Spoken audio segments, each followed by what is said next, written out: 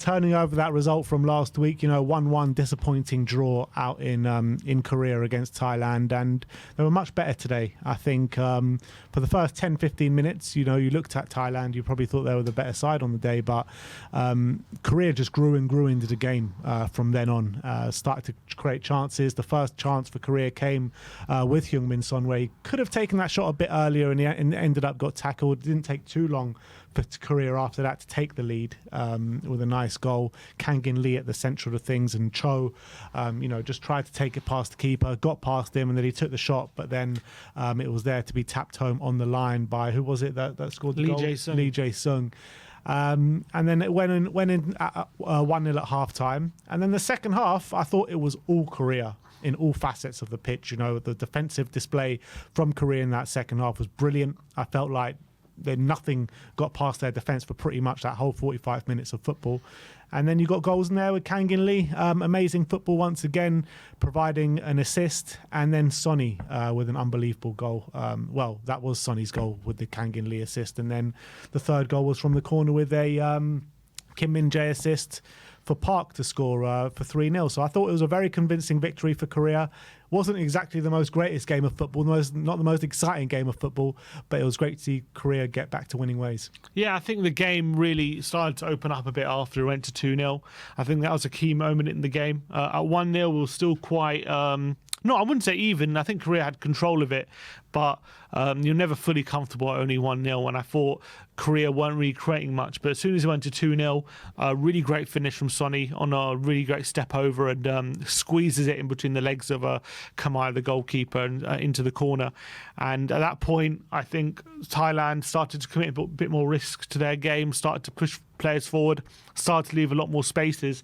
And then I think Sonny came alive in those last 15 minutes, and he started to really exploit those spaces time and time again, getting in on the counter-attack, and was causing Thailand a lot of problems. And I thought they were doing a lot better in those moments, South Korea, stretching Thailand, opening up the spaces and creating chances. Obviously, they got their third goal through Park when a corner comes in, Kim Jin-soo with a cross. Kim Min-jae gets a towering header, and it falls to Park, who buries it.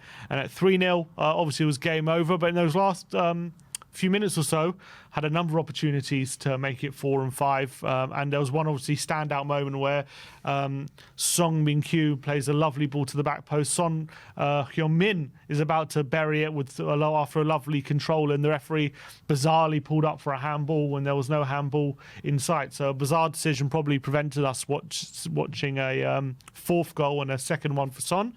But a great win all round, and a good performance, especially in that second half, and much better than it was last week, where it felt like Thailand found it too comfortable to contain Korea. Yeah, and you felt throughout that second half, as the second half was progressing, Son Heung-min was just growing and growing in influence. He got that goal, and it didn't stop there. I felt even after the goal, he was still growing and growing in influence of the game.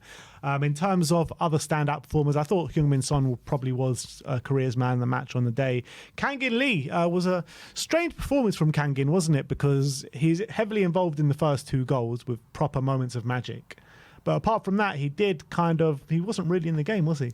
Yeah, he was on the periphery a bit, but in these kind of games, with that kind of heat, it's just as long as you're providing those moments of quality that make the difference, that's all that counts. And that's exactly what happened. I don't think he had to be in the game for the whole of it. I think he was kind of in and out of the game, to be honest. A lot of the time hanging around that right wing, not getting him too much involved. But when he needed to, he was finding the passes to Cho and to Son, and that made all the difference. And obviously those two goals came from it, and that won us the game. So as much as Lee Kang-in probably didn't have his best display that he's had in a Korea shirt, he was a difference maker at the end of the day. Yeah, so that's that.